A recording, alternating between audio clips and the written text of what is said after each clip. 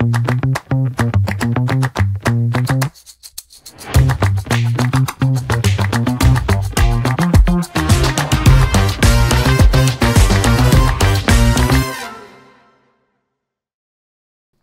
um episódio do Fala aí SESMAC.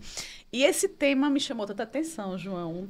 Imagina. Só que eu não posso banalizar, eu não posso achar que eu tenho, ou que você tem, ou que outras pessoas têm. São profissionais que têm que identificar, né?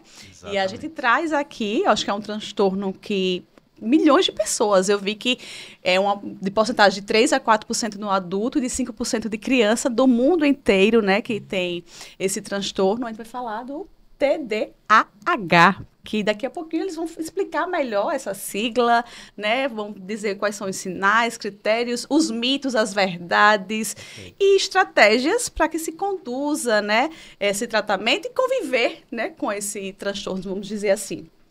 Exatamente, Águida. É um tema muito interessante que atualmente, né, como a gente estava falando antes, de certa forma banalizado no sentido de das pessoas acharem que tem esse diagnóstico sem ter a formação para isso, né? E, enfim, temos 2 ex-alunos, né? Professores do SESMAC, especialistas, né? Que eu gostaria, né, que vocês se apresentassem novamente para a professora Lígia. A professora Lígia aqui no segundo episódio. Aqui no segundo episódio, né? E o João também. Só que antes de eles se apresentarem, eu sou Águida Feitosa, coordenadora de marketing. João Sampaio, pró-reitor de planejamento. E sejam bem-vindos. Obrigado. E comecem aí, quem se apresenta primeiro? Eu posso, por favor. Né? Sim, meu nome é Lígia Cavalcante, vou, né, suprimir porque é um nome grande, mas assim, sou psicóloga clínica, sou neuropsicóloga, né, sou professora do SESMAC, do curso de Psicologia, já na clínica aí já há um tempo, né? E é um tema que hoje nos chama a atenção, né? Pela algumas observações que a gente faz, demandas de alunos, a procura que nos chega no consultório. Então, eu acredito que esse é um tema extremamente importante, né? Para que a gente possa discutir, desmistificar algumas coisas e também esclarecer, né? Como você falou antes, não banalizar, porque às vezes se banaliza muito o tema, porque eu tenho TDAH, porque é uma criança mais agitada, isso e aquilo, mas tem todo um critério, tem toda uma análise, tem toda uma contextualização para a gente poder, né, e instrumentos para que a gente possa pensar em, né, e tentar levantar e fechar essa hipótese diagnóstica, né? Porque quando nos chegam, já chegam com a hipótese para que a gente possa fazer essa avaliação do olhar clínico e do olhar da neuroavaliação, né, para que a gente possa fechar, né? Então, acho que como professor também, a gente tem que levantar essa bandeira na formação também, para que os futuros alunos entendam o que é, né? E não acham que seja não banalizem também, né? Perfeito. Sou João Porto, sou psicólogo clínico, mestre em psicologia da saúde, especialista em avaliação psicológica, assim como a professora Lígia, que é uma colega de trabalho e amiga também. Trabalho com demandas de avaliação, né, psicológica no contexto do TDAH, muito mais com adultos e adolescentes, atendo crianças também, mas o meu público-alvo maior são adultos e adolescentes. E é importante a gente estar trazendo esse tema aqui, né, porque hoje, graças ao fenômeno da internet, nós temos muitas informações. Isso. Mas, ao mesmo tempo, nós temos informações que talvez não tenham tanta qualidade assim, circulando por aí. E acaba que é uma epidemia de diagnósticos, de autodiagnósticos, na verdade, João, né? E que isso é um tanto perigoso. Então, muito importante é que a gente possa discutir sobre a realidade do TDAH, que esse assunto precisa de atenção e precisa de atenção com qualidade. Isso. Muito bom. E aí, trazendo exatamente o que você colocou aqui, né? Essa questão do cuidado de tantas informações, todo mundo se autodiagnosticando, né? E às vezes a gente leva na brincadeira também, né? Porque tem sinais, vamos dizer assim, que leva a dizer assim, você chegar até a brincar comigo já, de mandar um vídeo e dizer, Águida, se você gabaritou todos os itens aí, então você nem precisa ir para o médico, tá vendo? Mas assim... Eu estava vendo, viu, Águida? Um podcast estava contando, aí vi assim as características, né, falando sobre as características, que isso. Aí eu já disse, já diagnostiquei um amigo meu. Em 2 minutos, Tá vendo? eu virei um especialista. Né? Engraçado, Isso é a coisa né? mais errada que pode ter. Né? Sem dúvida. E é bacana quando a gente para pensar nessa autoidentificação que ela leva a um caminho técnico. Por exemplo, eu me encontrei ali em algum material que eu vi na internet, eu li alguma coisa sobre, me identifiquei. Então, o que é que eu faço agora? Em vez de adotar um diagnóstico para mim, eu preciso procurar um profissional de saúde que vai me ajudar a entender Muito se bom. de fato Muito bom. eu estou dentro desse quadro. E, melhor ainda, preciso entender o que é que eu preciso fazer se eu estou dentro desse quadro. Né? Muito bom. E é interessante essa fala do João, assim, que como ele, eu também, assim, atendo pouco criança, mas uma demanda mais de adolescente e adulto. E, assim, os adultos que me chegam, já chegam assim, olha, eu tenho um histórico assim, assim, assim, mas eu comecei a ler, comecei a pesquisar, comecei a me identificar com algumas questões e, assim, eu vim procurar realmente para ver se é isso que eu tenho, porque eu tenho dificuldades durante a minha vida inteira, tanto acadêmica, né, na escola, na graduação, dificuldades no ambiente de trabalho. Eu identifiquei muitos dos critérios que estão ali. Então, Nos assim, relacionamentos, nos relacionamentos também, né? Existem os fracassos, né? Assim, você pode dizer, nos relacionamentos. Então, assim, nos procuram justamente porque já tem esse olhar e essa preocupação de tentar entender se era isso que eu tenho e se eu tiver, qual o caminho seguir, né? Qual o tratamento, psicoterapia, medicação, o quê? Né? Atividade física, né? A mudança de alimentação. Então, e isso é interessante que o senhor está trazendo, porque ao mesmo tempo que assim, nos preocupa nessa autodiagnóstico, eu tenho isso e pronto, acabou. Não, será que eu tenho isso? Então, eu vou tentar entender, procurar uma ajuda para me adaptar numa funcionalidade maior, né? Então, assim, é muito legal essa fala do João, porque é por aí esse isso, caminho. e é justamente isso que o episódio vai trazer para todos vocês, que eu acredito que muita gente tem várias dúvidas em relação a essa temática, né? E ter essas orientações, o norte, né? Qual o caminho seguir? Então, para dar o pontapé inicial, lembrando que está no mês de julho, dia 13 de julho foi o Dia Mundial, né, do TDAH, vocês podem também falar um pouco mais sobre isso. E queria dar o pontapé inicial em que sentido? O que é o TDAH? Começar aí, né, traduzindo essa sigla e trazendo informações. Perfeito. Quer começar? Comece. Quando a gente pensa na sigla do TDAH, né, o que é que ele significa? É o transtorno do déficit de atenção e hiperatividade. Por mais que o termo atenção seja central no nome, né, e a gente associa muito, o TDAH ele vai ter manifestações diferentes. Então, não existe um tipo só de TDAH. Hoje, a neurociência aponta aí 3 tipos de TDAH, né? Quais são eles? O predominantemente desatento, onde a pessoa vai ter uma disfunção das questões atencionais, principalmente. O predominantemente hiperativo, impulsivo, que é aquela pessoa que talvez não tenha tanta disfunção de atenção, mas vai ter disfunção ali do seu controle inibitório, vai ter um comportamento um pouco mais agitado. E o terceiro tipo, que é o predominantemente combinado, que a pessoa apresenta os 2 polos característicos. Então, ela preenche critérios diagnósticos para as 2 polarizações, né?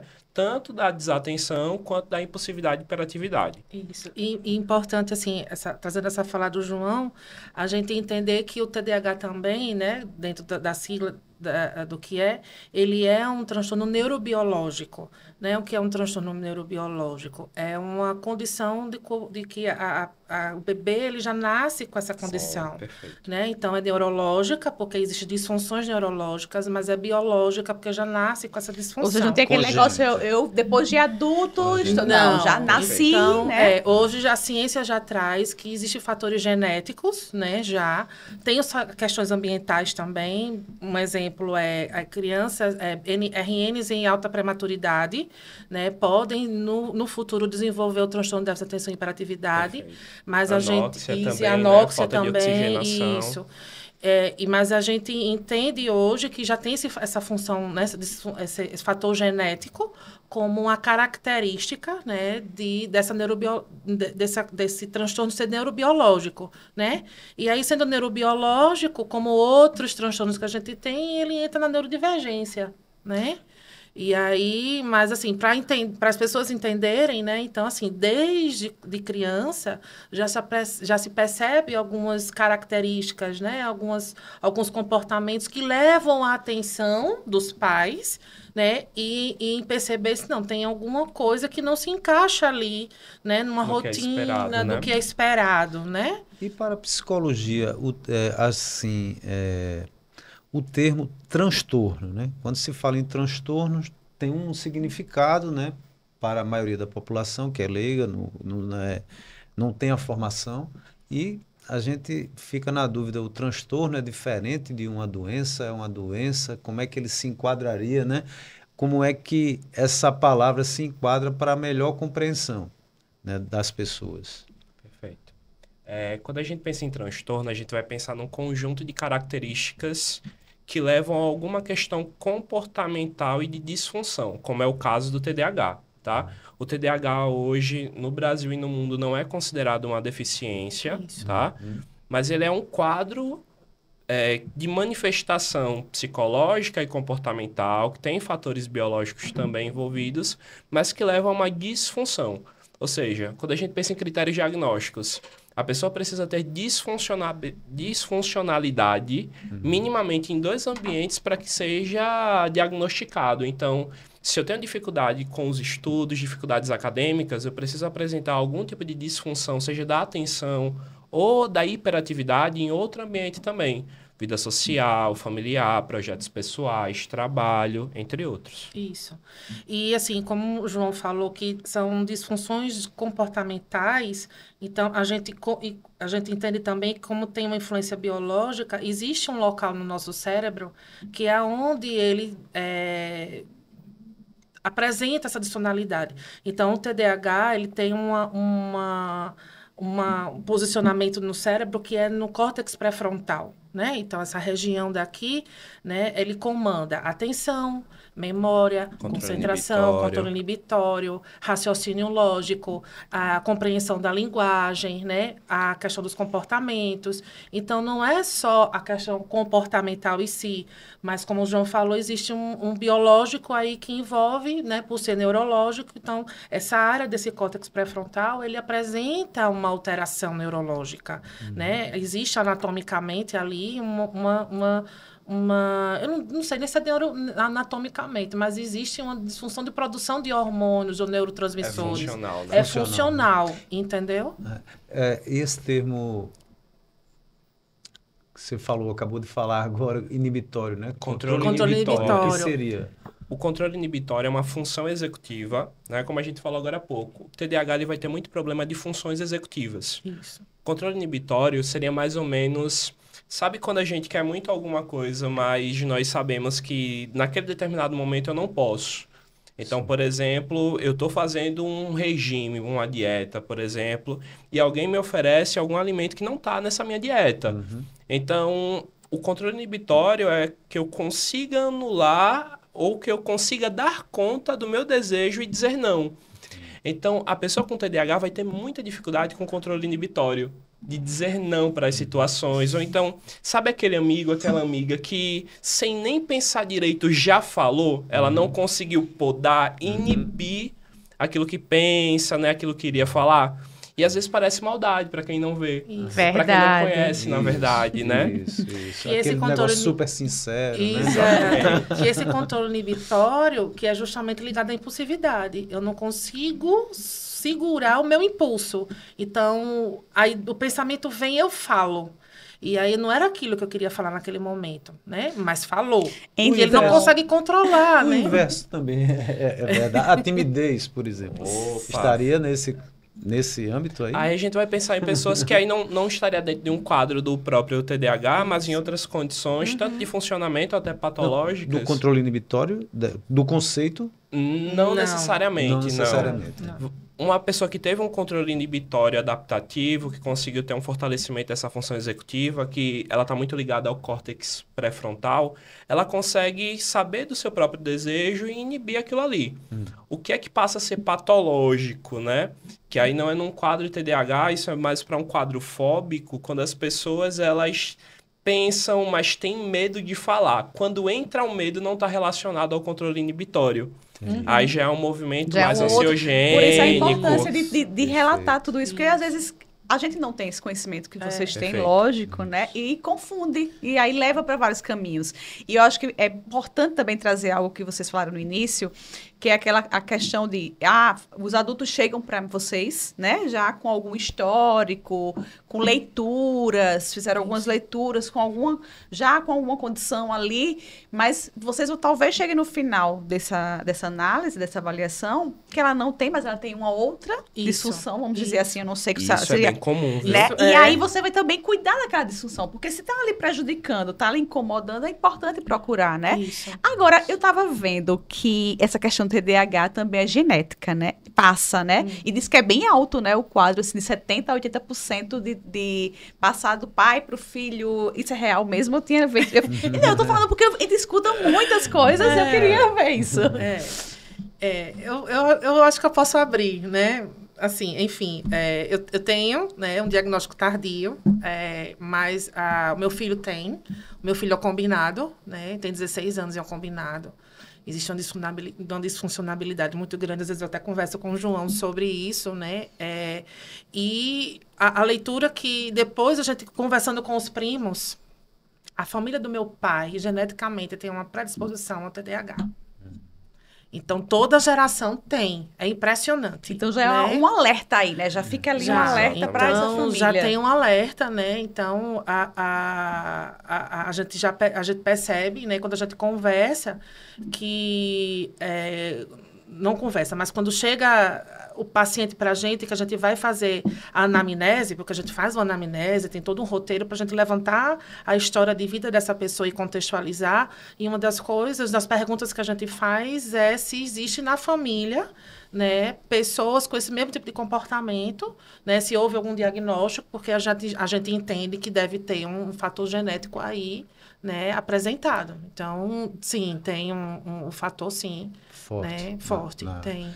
E, Águida, assim, o que a gente estava conversando, né, João, antes, às vezes se confundem traços de personalidade, né? Sim. Que a pessoa tem determinadas características pessoais, mas que, às vezes, não é o transtorno propriamente dito, mas são próprias características da pessoa. Isso. E aí fica nesse limiar, né? O que é a personalidade em si, eu não sei se conceitualmente a personalidade está encaixada, de que forma ela está encaixada no transtorno, né? Como é que é essa diferenciação ou se há uma relação? É um desafio, né, para o profissional. Isso, desafio grande, né? Engraçado, né? Como isso vai sofrer influência até da cultura e da região do território. Porque, por exemplo, se você pega o perfil do nordestino, por exemplo, tende a ser um pouco mais, em comparação com outras regiões, mais extrovertido, entre outros. Então, talvez essa característica de extroversão, né, mais calorosa, se confunda um pouco, por exemplo, com o comportamento que tende a ser mais hiperativo, sabe? Sim. Então, por isso que é importante, João, Águida, né, Lígia conhece isso do cotidiano profissional, uma avaliação bem feita. Né? Não é à toa que uma avaliação ali com base, uma avaliação de aspectos neuropsicológicos para se chegar nesse diagnóstico, leva aí, em média 10 atendimentos, né? Não é algo que dê para fazer rápido, porque a gente precisa diferenciar o que são características de personalidade, o que são características que foram herdadas comportamentalmente mesmo, né? Famílias que são mais agitadas, tudo isso. E o que é ali de neurodesenvolvimento mesmo, sabe? Então, não é fácil fazer essa diferenciação. Com certeza, porque eu estava imaginando aqui, pressão arterial, né? Não, pressão arterial, você avalia, mede, toma aqui, eu vou passar determinado remédio. Agora, o diagnóstico é muito subjetivo, a subjetividade desse diagnóstico. E assim, é interessante e muito aprofundado cientificamente para poder chegar, né? E o que o João traz, assim, esse cuidado que a gente tem, porque assim, a gente usa os instrumentos, são esses instrumentos neuropsicológicos que vão nos dar a leitura da disfunção dessas funções, da atenção, função executiva, memória, percepção, inteligência, né, linguagem, tudo isso, as emoções, né, a gente precisa entender também como é que tá essas funções emocionais, mas a gente precisa ouvir, né, contextualizar, porque não é o teste pelo teste. Existe todo um contexto, porque a gente está observando o paciente da hora que ele está ali sentado na sala de espera, na forma como ele tudo ali já conta, você já está observação. Começou o diagnóstico. Né? Então, ali a gente já está observando a forma como ele se veste, a forma como ele senta, a forma como ele se levanta, como ele vem, como ele se apresenta, né? Dentro do... Eu tenho medo de vocês. Não. Tem alguns instrumentos que a gente avalia para o TDAH, porque tem alguns protocolos que eu gosto muito, assim, quando eu vejo que está um número muito alto ali da escolha, eu paro e pergunto, tá, você me coloca isso aqui, mas como é que é isso aqui na tua vida, na tua rotina, no teu dia a dia?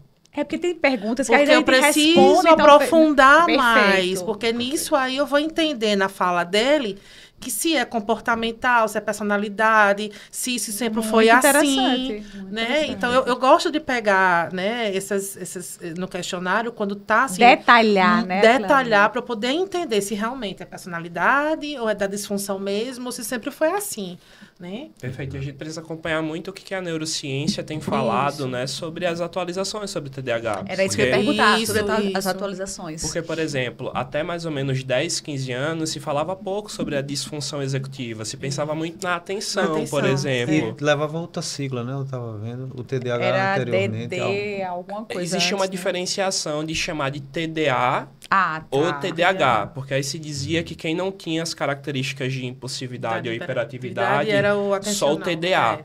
Mas aí hoje foi unificado, na independentemente, revisão, né? Exatos, nos novos manuais diagnósticos, né? No DSM-5-TR, já vai colocar lá como transtorno de déficit de atenção e hiperatividade, só que aí você precisa dizer qual é o subtipo. O DSM é o quê?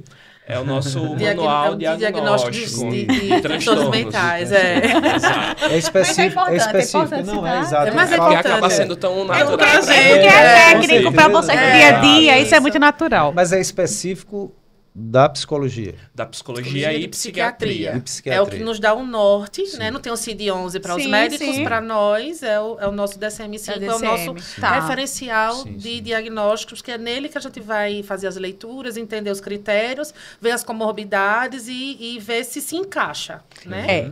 Aí pensando não é nenhum podcast apenas que vai...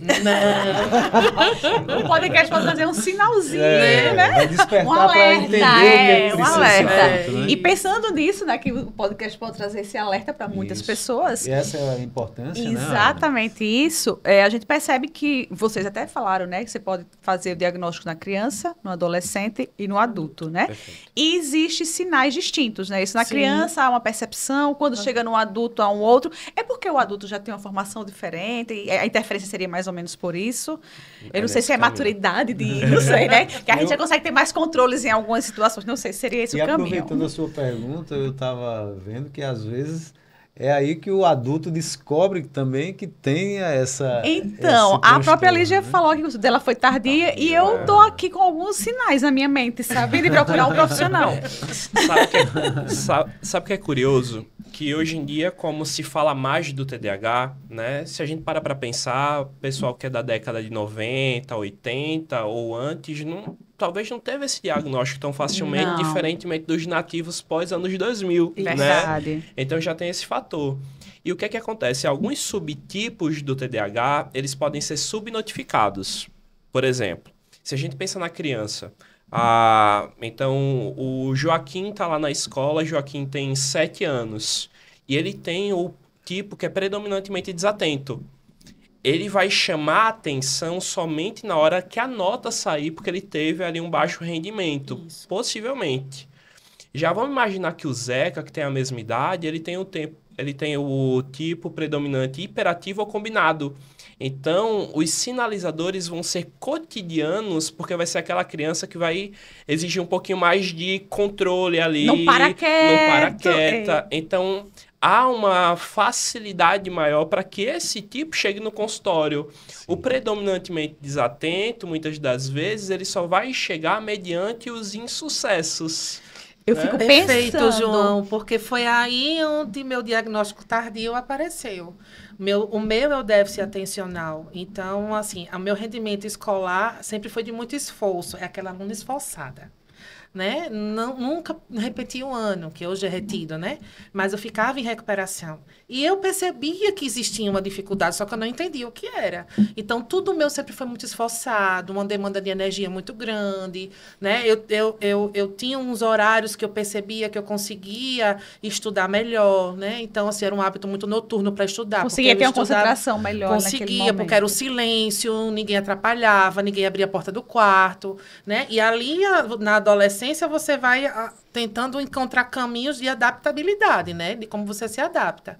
Então, na escola que fica subnotificado porque a criança tem um fracasso na questão do resultado, né?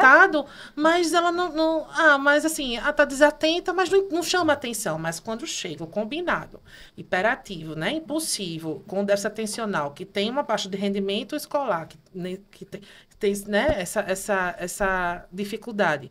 E aí tem todas outras características, é o que não chega mais. Que não tem nada a ver com inteligência, por outro lado. Não, muito né? pelo contrário. E aí a grande dificuldade, eles têm a questão de bullying, né, e tudo mais, né?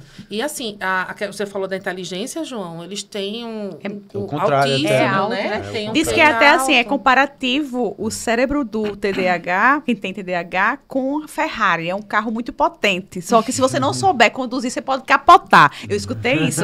Essa metáfora. É bem nessa linha mesmo. É nessa linha. Porque, olha como é engraçado. Quer queira ou quer não, os sintomas, eles levam para um quadro, para uma característica de subjetividade. Isso. Mas quando a gente vai para um processo de avaliação bem feito ali, principalmente se tiver uma equipe ali, né, principalmente profissional da medicina, junto com o profissional da psicologia, investigando, a gente consegue, assim, pegar as nuances mesmo de cada caso. Porque existe um construto psicológico que nós chamamos de velocidade de processamento de informação. Algumas pessoas dentro do TDAH vão ter uma velocidade de processamento de informação bem baixa, principalmente predominantemente desatento. Exatamente. Né? Que aí ele vai precisar de um tempo maior para fazer a prova ou alguma coisa. A criatividade tem alguma relação assim também? Geralmente, pessoas mais criativas tendem a ter uma velocidade de processamento mais rápida, mas não é uma regra, sabe? Já o predominantemente impulsivo e hiperativo, ele tende a ter uma velocidade de processamento ou dentro do padrão esperado ou até maior, né? Ou seja, ele é mais rápido no processamento de informação, que inclusive para o quadro dele pode ser ruim. Olha que engraçado. Porque se eu tendo a ser impulsivo, se eu tendo a ser hiperativo e eu penso muito rápido, isso potencializa a minha impulsividade. Exatamente. Sim. Então, por isso que é importante uma avaliação bem feita, porque a partir de uma avaliação bem feita, a gente consegue pensar, opa, tudo bem, essa pessoa tem o TDAH. O que é que ela precisa fazer agora? Exato. Como é que ela vai cuidar ali do quadro que ela apresenta? Como é que ela vai conseguir se responsabilizar e encontrar ajuda? Outro termo, até que a gente está, de certa forma, ouvindo menos, assim, mas eu não sei para a psicologia qual o sentido que tem, é a questão da inteligência emocional, né? Se falava muito isso há algum tempo atrás. E a psicologia usa esse termo e se isso se usa, né, haveria alguma relação porque muitas vezes esses transtornos dificultam alguma coisa do relacionamento, né? Como você vai ser o profissional. Eu não sei se teria aí alguma relação ou não existe essa questão de inteligência emocional para a psicologia. Sim. Você traz a questão das emoções, é muito interessante porque o TDAH ele tem uma dificuldade, né? Eles precisam se regular emocionalmente dependendo dos fatores que vão levar a uma impulsividade, né? Então, às vezes, eles precisam de um tempo, né? Então, se é uma impulsividade que tem uma raiva muito ativa ali em algumas situações, ele precisa, às vezes, dar uma respirada, né? Para poder ele se regular ali emocionalmente e você conseguir conversar com ele e mostrar o que aconteceu, né? O processo terapêutico vai justamente trabalhar, né, com essas questões emocionais. Porque um dos encaminhamentos que nós fazemos, porque nós fazemos a avaliação, é preparado um laudo que é entregue a essa família ou a esse adulto e, no final, a gente faz as orientações de encaminhamento, as recomendações, né, para que ele possa, a partir disso, se trabalhar, já que ele foi atrás de um diagnóstico para poder entender o porquê dessa funcionalidade dele e, em cima disso, direcionar. Então, no processo terapêutico, na psicoterapia, ele vai justamente tentar entender quais são essas questões, né, situações que ele vivencia, que tiram ele desse eixo, vamos dizer assim, né, que essas questões que deixam ele emocionalmente mais instável, né, para ele poder entender essas emoções, quais são os pensamentos que são gerados, que comportamentos ele tem, para ele poder reconhecer e, em cima disso, ele parar a pensar e desconstruir essa disfuncionalidade, né? Então, o processo terapêutico ele vem para ajudar a entender, a trabalhar uma inteligência emocional, vamos dizer assim, resumindo. Que é um termo, me parece, né, até meio inadequado, né? Porque não é uma questão de inteligência emocional, propriamente dita. Para o TDAH, o termo inteligência emocional, ele é válido, só que não é a questão do TDAH em si, isoladamente. Isso. Mas o que é que vai acontecer? Por exemplo, se eu sei que eu tenho uma característica predominantemente desatenta, né? Então, vamos imaginar nos relacionamentos românticos, por exemplo, né? Que talvez seja a queixa aí de parte dos casais, né? Das pessoas que nos assistem. Então, eu estou ali com meu parceiro, com minha parceira. Se eu sei que eu tendo a ser um pouco mais desatento, então qual é a estratégia que eu vou fazer? Vou virar a tela do celular para baixo, né? Vou tentar evitar coisas que tirem minha atenção. Exato, né? Para que eu saia do foco, para que eu não entre numa situação de conflito. Por exemplo, vou sair a primeira vez com alguém, se eu tenho essa característica de desatenção, então eu vou evitar programas que solicitem que eu fique com uma atenção sustentada há mais tempo, sabe? Sim. Porque há uma questão de que não é só que a pessoa não consiga. Além do não conseguir, isso pode gerar ali a frustração, o sentimento de irritabilidade. Para ambos, na verdade, né? Para ambos, exatamente. Porque a questão do TDAH, as pessoas acham que é a baixa de atenção. Não, é tanta atenção, é tanto estímulo. É tanto pensamento que né? Que aí realmente, como o João falou, que eu tô aqui conversando, mas eu tô vendo o celular e daqui a pouco eu tô tirando a minha atenção, eu tô pegando o celular, você tá falando, mas eu tô vendo o celular. Eu faço demais. E isso para o outro, né? É péssimo. É ruim. Às vezes torna-se até falta de educação, às vezes. Ou você não está sendo educado, ou não está dando atenção nenhuma para o outro mesmo, né? Mas é porque ele perde realmente a atenção muito fácil, né? E não se percebe. E não se percebe. Né? Quando as pessoas começam a questionar, eu fiz isso. Não fez. Mas é porque realmente não prestou atenção. Já marquem a agenda que eu vou ser consultada por você. Combinado. Mas nesse sentido, e a ajuda, né? Vamos aí partir para outra isso é muito importante. E a ajuda, como é que a psicologia entra, né? Não só em ter o diagnóstico, em dar o diagnóstico, dar a consciência desse transtorno, mas como é que ela ajuda as pessoas a melhorar? Né? Isso eu queria até saber, porque assim, parece-me que tem medicamentos, né? Para ter esse controle aí. Depende do grau, existe grau, nível, não sei, para tomar medicamento. E fora a questão da medicação, quais são as intervenções que podem ajudar, né? Essa pessoa que vai estar com esse diagnóstico. Perfeito.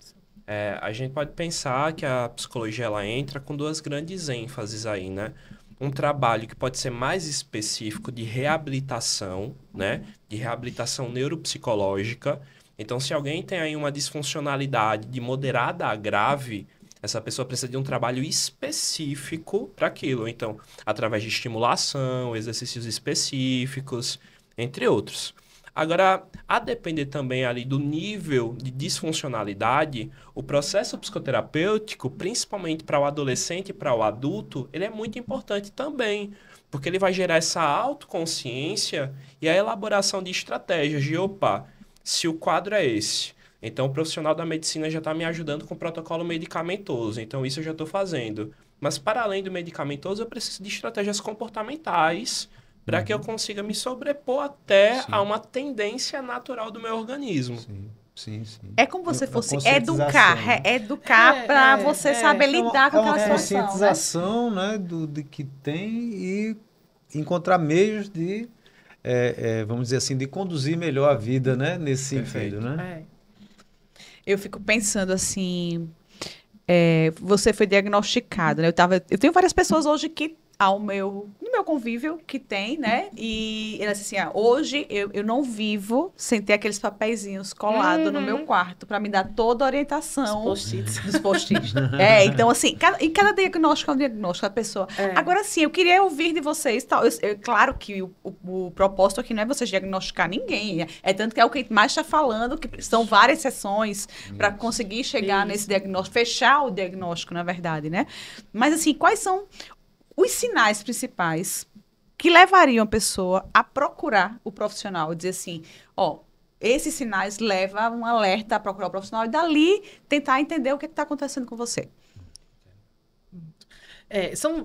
São vários sinais, né? Então, assim, uma das características, por exemplo, vamos trazer um pouco da atenção.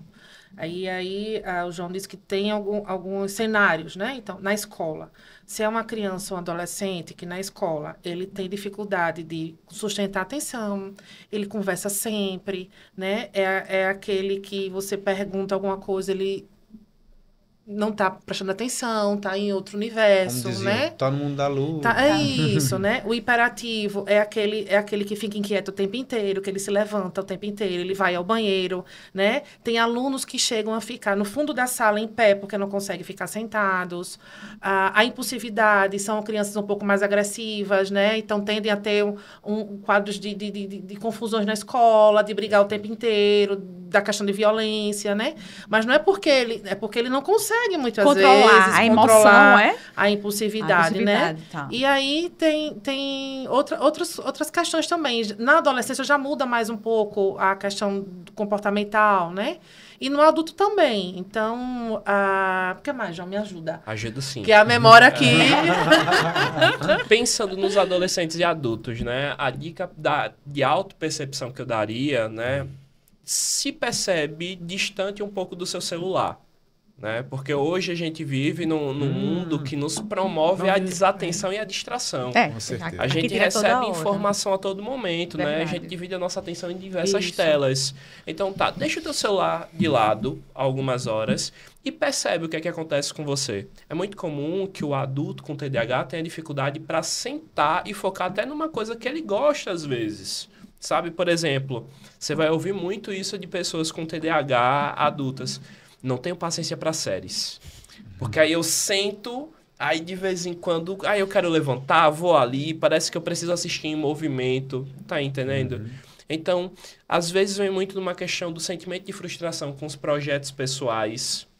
Porque, às vezes, o TDAH não é que ele não planeja. A pessoa com TDAH, às vezes, vai planejar, só que ele não consegue executar o planejamento que fez. Ele se desorganiza nesse planejamento. A dificuldade de finalizar. Isso. Exato. É porque ele desfoca, né? E uma outra característica também é a procrastinação. Né? Sempre, assim, você tem a meta, mas aí, nesse caminho, ele desestimula, perde o interesse muito fácil, e uma característica do adulto perde o interesse muito fácil, e aí, não, depois eu faço. Isso depois eu faço, termina não fazendo, quando ele precisa entregar, é na pressão. Perfeito. Aí ele consegue. Aí consegue dar o resultado. Né? Mas é uma luta interna. É uma luta interna muito grande. E é um desgaste energético, porque o cansaço mental, no final do dia, é extremo. Geralmente né? é uma pessoa que vive muito cansada, então, né? Porque a mente não para. A gente, voltando um pouco na criança, a dificuldade de sentar, de estudar, de organizar, né? A baixo rendimento na escola, isso no adolescente também. Então, são características que você vai observando. E no adulto, como o João falou, a dificuldade da execução das atividades do trabalho. Me permita só um comentário em cima disso, né? Que é algo que a gente não pode passar batido, que tudo isso precisa apresentar e a pessoa precisa se perguntar o seguinte: isso começou quando? Perfeito. Isso. Porque se sempre foi assim, vai muito numa característica que aponta para o TDAH. Se existe alguma outra situação que justifique essa desatenção que eu estou tendo, essa inquietação, a procrastinação, por exemplo, estou em luto, estou passando por alguma situação que está potencializando a minha ansiedade. Estou apaixonado, só penso na pessoa. Exatamente. Então, existe um outro quadro, né, seja psicopatológico ou emocional ali, né, que vai justificar isso. Então, o nosso desafio na avaliação é entender quando foi que isso aqui começou. Temporalizar. Perfeito, João, porque tudo na psicologia a gente precisa, dentro desse contexto, temporalizar. né? Nesse sentido, assim, quando começou? Desde quando? Foi na infância, na adolescência, foi na fase adulta? Sim, mas na fase adulta aconteceu o quê? Porque vem outras situações, vem transtornos de ansiedade associados. Como eu já avaliei um adulto que veio para mim como uma hipótese para transtorno de TDAH, mas na avaliação da anamnese, não desenvolver das avaliações. E nesses questionamentos, entendeu-se que, na hipótese, não era TDAH, era ansiedade, era um transtorno de ansiedade. Na época de hoje, né, o que se fala muito é nessa questão das crianças convivendo com esse mundo virtual, né? E a questão da atenção, né, que ela dá a esse mundo, ela interfere, de certa forma, acredito eu, na formação dela. E a pergunta com relação ao TDAH, isso daí, ele seria um propulsor, né, tem a condição genética, né? Aliás, vem até outra pergunta, tem que ter a condição, ela é determinante ou ela pode ser uma coisa adquirida, o TDAH? Quando a gente pensar em adquirido é complicado, porque como é de neurodesenvolvimento, se sabe que aquele organismo se desenvolveu ali desde a primeira infância com esse quadro. Agora, e o meio potencializa isso. Agora, sabe o que é que eu percebo que tem acontecido, João? É que a gente tem promovido cada vez mais crianças desatentas que não necessariamente têm o TDAH. Exato. Sabe? Eu sou nativo da década de 90, então se eu queria muito assistir um desenho, eu tinha que esperar aquela hora. E se eu perdesse só no outro dia? Exato, então eu tinha que parar tudo, porque não tinha um replay. Eu falo muito isso. Se eu não tivesse prestado atenção, como foi que o Goku fez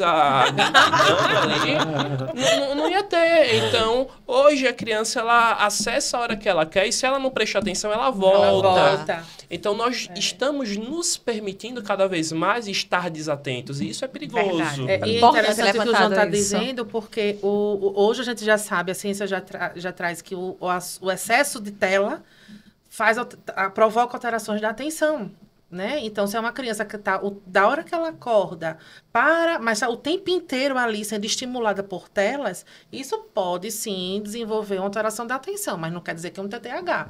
Mas é uma questão tecnológica, aí um processo terapêutico de higienização mental, né? Do sono, organizar sono, organizar rotina, colocar tempo de uso de celular, né? Então, isso vai meio ajudar... que criar uma disciplina. Disciplina, rotina. A criança precisa de início de rotina. É verdade. Não deixa de ser uma interferência do meio, né, na formação da personalidade da pessoa. Então, assim, né? Vocês acreditam que está chegando no final já? Já. Tá vendo? Eu sabia que esse tema ia render muito. É o que eu disse, né? temos que fazer... Tem coisa ainda. Eu imagino, porque assim, a gente começa a pensar o quê? Existem os sinais, as características que vocês levantaram aqui, muito importante, né? Se você percebeu que está dentro desses sinais que são, vamos dizer assim, como vocês falaram, indicativos, desde a infância, que traz para a vida adulta, né? E tudo mais, procurar o profissional. Às vezes, se não for, mas uma outra situação está ocorrendo com você. Então, assim, a ajuda do profissional é importante nesse processo, né? Exato. Até para você te ajudar, porque os transtornos são imensos, gente. É na vida pessoal, é na vida profissional, né? Então, assim, é difícil lidar com isso e eu acho que não é fácil para a pessoa que tem esse transtorno, né? Eu acho que é um desafio diário, né? Diário para saber conduzir isso. E outra coisa que eu fico pensando é que hoje, isso é muito recente, né? Essa terminologia hoje, ser discutido, o TDAH agora é muito recente. Então, eu fico imaginando as pessoas lá atrás que têm TDAH, o quanto sofreram, hein, gente? E ela traz assim, um sofrimento muito grande, né? Então, porque elas tentavam se encaixar num ambiente que elas percebiam que não conseguiam se encaixar. Muitos eram excluídos, né, no ambiente escolar. E a própria pessoa se excluía, né? Aí vem a questão da autoestima, depressão, várias coisas, porque né? Desenvolve, engatilha muitos esquemas de fracasso, de pessimismo, negatividade, né? Uma sensação de desvalor muito grande. Então, isso traz um sofrimento.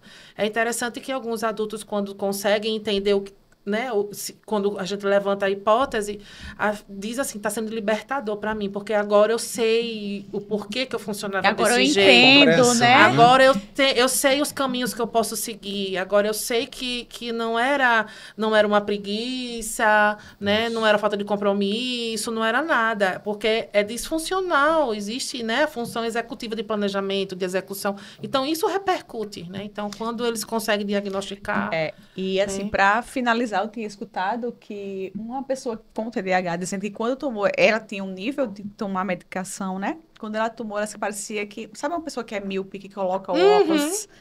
Parece que a mente começou a funcionar. Ela sabia puxar cada coisa. Tudo se acalma, tudo se arruma. Impressionante. E eu... Tá encerrando mesmo, João. Era uma pergunta, vamos lá, ver se dá tempo de fechar. Imagine se isso associado à psicoterapia. Exatamente, não, aí eu falar dessa questão aí dos medicamentos, né? Porque há um certo preconceito, não? Sim. Poxa, eu tô tomando medicamento, então eu não sou normal, eu não vou ser normal. Mas né? foi importante ser levantado isso. E o quanto o medicamento pode ajudar, Sim. né? As estratégias terapêuticas junto com isso é um processo, ou seja, você consegue viver na sociedade, você consegue viver tranquilo se diagnosticado corretamente. Isso que é importante ser dito, né? Correta, exatamente. E assim, gente, foi rápido mesmo, de verdade. Queria agradecer muito pela contribuição de vocês. Eu acho que vocês vão vir em outros momentos aí, né? Temos vários episódios pela frente. Com certeza. E a gente geralmente finaliza com um brinde aqui, viu? Tá aí. Um brinde com atenção. Com atenção. Não é com atenção, e a pessoa focada. Mais um episódio. Muito obrigado. Fala aí, Sesmac. Fala aí.